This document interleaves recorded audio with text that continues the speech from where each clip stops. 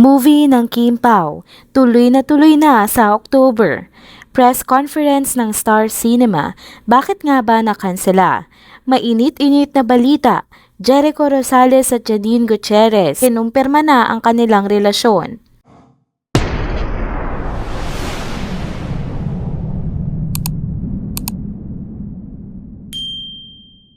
Hello mga ka-trenders! Welcome back muli sa ating channel.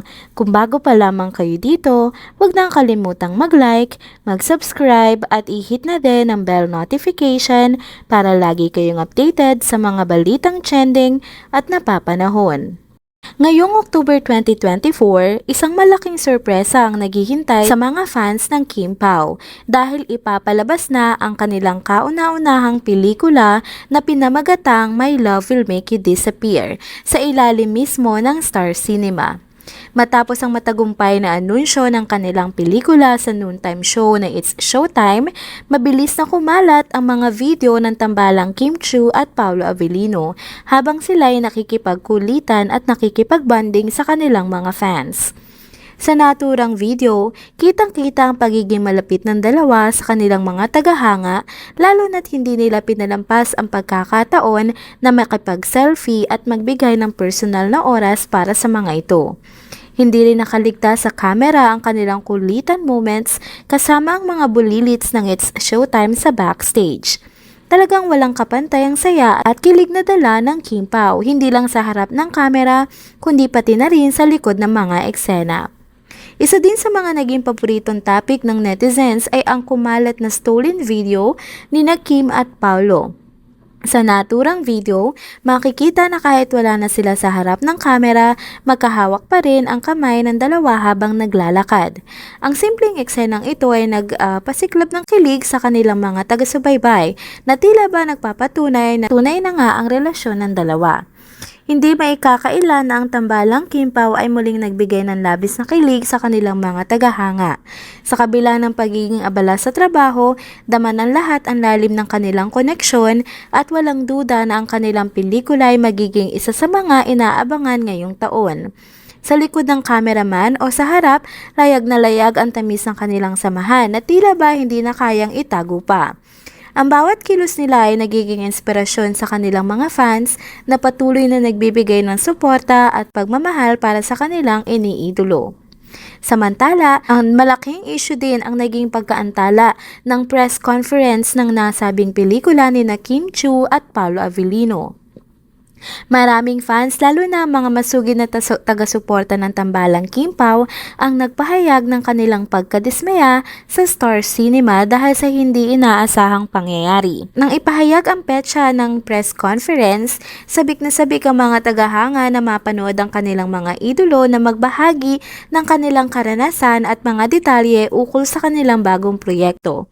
Subalit nung araw mismo ng anunsyo, labis ang kanilang panghihinayang nang biglang malaman nila na wala palang live streaming ng presscon. Maraming nagtaka kung bakit hindi binigyang alam ang publiko ukol sa biglaang pagbabago, lalo na't nakasanayan na ng marami ang bukas at transparent na coverage sa mga event ng Kim Pao. Agad namang kumalat ang iba't ibang espekulasyon mula sa mga taga-subaybay. May mga nagsasabing baka may technical na problema, habang ang iba ay naghihinalang baka may malalim na dahilan ang kumpanya para sa kanilang tila hindi maipaliwanag na desisyon. Bagamat marami ang dismayado, nananatiling tapat at masigasig pa rin ang suporta ng mga fans sa tambalang Kim Pao. Hindi pa man tuluyang nakakabangon mula sa pagkadismaya, lalong nadagdagan ang kanilang kalungkutan malaman na tuluyan ng kinansela ang nasabing press conference. Ayon sa ilang masugid na tagahanga, tila hindi nabibigyan ng sapat na atensyon at tamang pag-aalaga ang tambalang Kim Pao ng Star Cinema. May mga komento pa ngang tila tinuturing daw na baguhan ng dalawa sa kanilang industriya, sa kabila nga ng kanilang mga napatunayan at tagumpay sa kanilang mga nakaraang proyekto. Maraming fans ang nagbigay ng kanilang saloobin sa social media na ang ilan ay naglahad pa ng sama ng loob dahil sa umano'y hindi magandang paghawak ng kumpanya sa promo ng pelikula. Sa kabila ng lahat ng ito, mayroon din mga taga-suporta na nagtanggol sa Star Cinema. Ayon sa kanila, marahil ay nag-iingat lamang ang kumpanya sa posibleng mga spoilers na maaaring masabi ni Kim at Paulo sa press con na maaaring makasira sa excitement at anticipation ng mga manonood. May mga nagmungkahi rin na baka may mas malalim na strategy ang kumpanya na maaaring mas ikakabuti ng pelikula sa kalaunan. Sa huli, kahit na puno ng kontrobersya ang mga nangyari, walang makapipigil sa matinding suporta ng mga Kim Pao fans. Patuloy silang umaasa na magbibigay ng sapat na paliwanag ang Star Cinema at gagawin ng lahat upang matugunan ang mga inaasahan ng mga tagahanga. Higit pa rito, nananatili silang excited na mapanood ang kanilang mga iniidolo sa pelikulang My Love Will Make You Disappear na tiyak na tatatak sa puso ng mga manonood. Mga ka-trenders, narito naman ang pinakahuling update na siguradong magpapainit sa ating usapin ngayong araw. Kakapasok lamang ng balitang ito at siguradong ikakatuwa ng marami sa inyo. Sa wakas, matapos ang matagal-tagal na espekulasyon at mga haka-haka, kinumpirma na nga mismo ni Jericho Rosales na sila ay exclusively dating na ni Janine Gutierrez. Matatandaang matagal ng usap-usapan sa industriya ang kakaibang chemistry at closeness ng dalawa. Ngunit ngayon sa isang interview, mismong si Jericho na ang nagbigay linaw sa tunay na estado ng kanilang relasyon. Sa isang casual na usapan, tinanong si Jericho tungkol sa real score nila ni Janine. Sa kabila ng pagiging maingat sa kanyang mga salita, hindi na napigilan ng aktor na magbigay ng matamis na pahayag na, "No, yeah, I think we're really, finding each other, like fun people, hanging out, getting to know each other."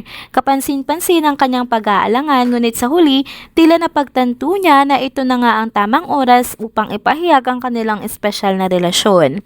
Napangiti pa ito at nagtanong ng pabiro, "Yun ba ang hinihintay mong word? Ano ba ang bagong word sa Gen Z?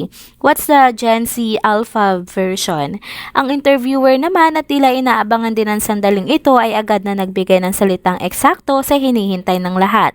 Exclusively dating. Sa puntong iyon, wala nang paligoy-ligoy pa si Jericho at buong puso niyang inamin na totoo ngang sila na ni Janine. Ang kumpirmasyon na ito ay tiyak na nagpapakilig sa maraming tagahanga ng dalawa, lalo na sa mga sumusubaybay sa kanilang bawat galaw. Marami nag-aabang sa susunod na kabanata ng kanilang kwento at siguradong dadami pa ang magbibigay suporta sa kanila. Ikinatuwa din ito ng ilang mga Kim Pao fans dahil nga sa madami pa din at papakalat ng chismis na ang totoong girlfriend daw Paulo Avellino ay ang nasabing aktres. Finally ay matitigil na mga fake news na ito patungkol kina Janine Gutierrez at Paulo Avellino.